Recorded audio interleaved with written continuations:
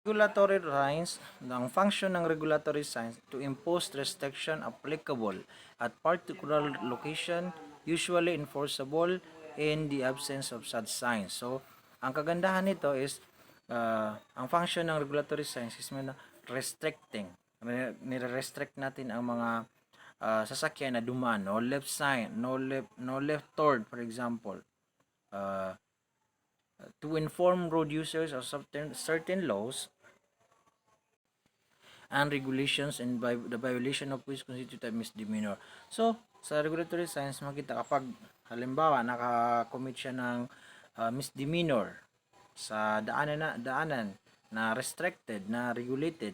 So, mangyayari is they will be given a violation o tikitan natin yan. Dahil naka-violate sila sa batas. So, meron tayong classification. Sa classification na naman, meron tayong letter A, pedestrian islands. So, loading islands. 'Di ba? Halimbawa, no downloading, no uploading. Halimbawa, yung mga sinasakyan ng mga ano natin. So, regulated. Kapag hindi yan loading island, hindi yan loading area, so hindi ka diyan pwedeng kumuha ng pasahero mo dahil pwede kang matikitan. Refuge islands o yung mga daanan kapag halimbawa maulan, so doon lang sila pwedeng pababain para hindi sila mabasa. Traffic islands. Okay, sa traffic islands naman, meron tayong division island, yung division, yung divided. For example, sa Cagayan de Oro City, meron tayong makikitang, halimbawa, dyan sa may Barrio Saber, Barrio Green, for example, dyan sa may Pakpak Medical Center, may division island dyan. So, yan yung halimbawa. Channeling Island is yung makikita natin kung saan siya dadaan. May mga aros. Okay, Rotary Island, Pedestrian Island. Okay. Division Island function to separate opposing flow of traffic in highways. So anyway, kuha din tayo ng sample at the end of the semester. So papakita natin kung ano yung mga island na tinutukoy rito. So to solve Division Island function, ano ang function ng Division Island? Ito. To separate opposing flow of traffic in highways. Diba? Opposing flow of traffic. So, para hindi po lumabas sa linya na yung isang sakyan, so mayroon tayong division, divide. Mayroong nakaharang dyan. Rotary Island function constructed an intersection to guide motor vehicles with orderly courses, to prevent or reduce weaving and maneuvering, to protect turning vehicles for through traffic, to minimize possible conflict, to provide convenient space for traffic control devices, to serve as refuge island for pedestrian. So, yan ang Rotary Islands. Rotary Islands function, nandiyan din to merge traffic into and emerge from one-way movement around the central island. Diba? May pag-ikot. Pedestrian barriers function. Prohibit pedestrian crossing on major thoroughfares at point where such crossing are exceptionally hazardous to minimize impedance and delay to vehicle traffic movement. Makikita natin diyan sa may Iligan City, diyan sa may pagkatapos mo papunta ka ng St. Mary. 'Di ba? Diyan sa may gilid doon na hanggang hindi matapos. Ang halimbawa nito kapag diyan sa may wala tayo dito sa Marawi City. So diyan sa may Iligan City, makikita natin doon kapag pagkalipas mo nung traffic signals, may traffic signals diyan hanggang doon sa may malapit ka na sa may halal restaurant, mayroon diyang nakalagay na mga putaw nakaharang para hindi ka pwedeng dumaan diyan unless doon ka sa unahan magdadaan. Okay, so nandito yung mga pedestrian stop signs. Okay, stop sign, stop. Speed series na 30 kilometers per hour. Movement series, yan.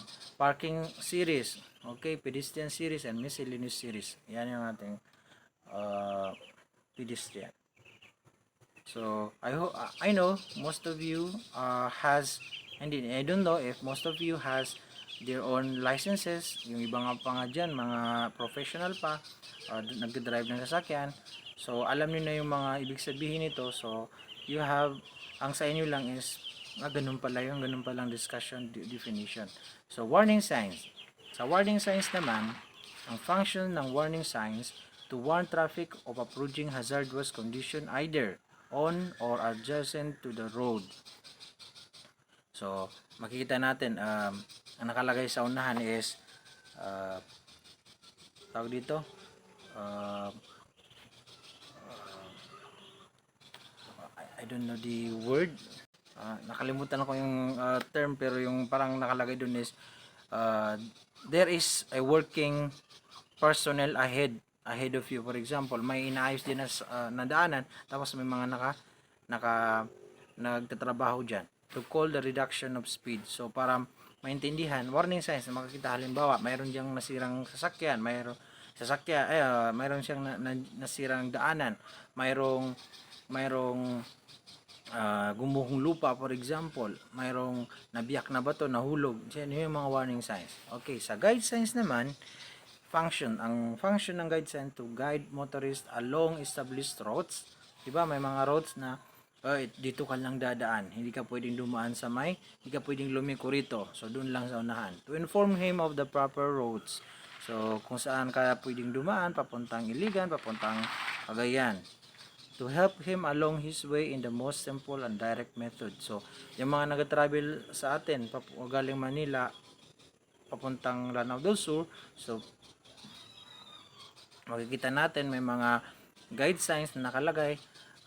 Halimbawa, galing ka ng Marawi City, so mayroong 27 kilometers away from Marawi City. 27 kilometers ang gugugulin mo para makarating ng Iligan City. Diba, makikita nyo dyan sa may malabang na may mga guide sign na ito papunta ng Pagadian, ito papunta ng Parang, Pagdinan, dito Marawi City.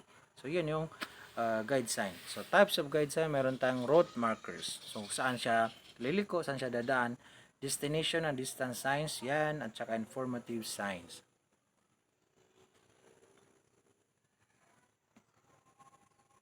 Sa pavement markings naman, we have pavement markings. All lines, patterns, words, pavement, yung sa daanan. Patterns, words, colors, or other gadget except signs set into the surface or applied upon or attached to the pavement or curving. Sa paliko, o kaya yung street na daanan, or to object within or adjacent to the roadway officially for the purpose of regulating, warning, or guiding traffic. So para maiwasan natin yung mga buhol-buhol ng sasakyan, ng congestion may mga pavement markings tayo dyan nakalagay. Ang function ng pavement marking is to convey warning on information to the road's users without diverting his attention from the roadway under favorable condition. So meron tayong types of marking. Okay, pavement, curb marking for restrictions, object markings, reflectorized markings. Diba, para hindi mo siya mapabilis is reflectorized marking. Nakalagay diyan kapag nakita ng motorista, nakita ng driver yung reflectorized marking na yan, so hindi siya makakapagmadali, magso-slow siya dahil it is a sign na marking na yun na kailangan niyang mag-slow dahil reflectorized. Pwedeng mabangga siya kapag binilisan niya. Okay, pavement center lines, di ba makita niyo sa mga daanan, may sa pavement yung sinasabi ko na yellow at saka white. Lane lines, pedestrian lanes, stop lines, parking space limits, no passing zone, curb warning for restriction, corner marking which prohibits parkings or any obstruction are all pavement markings.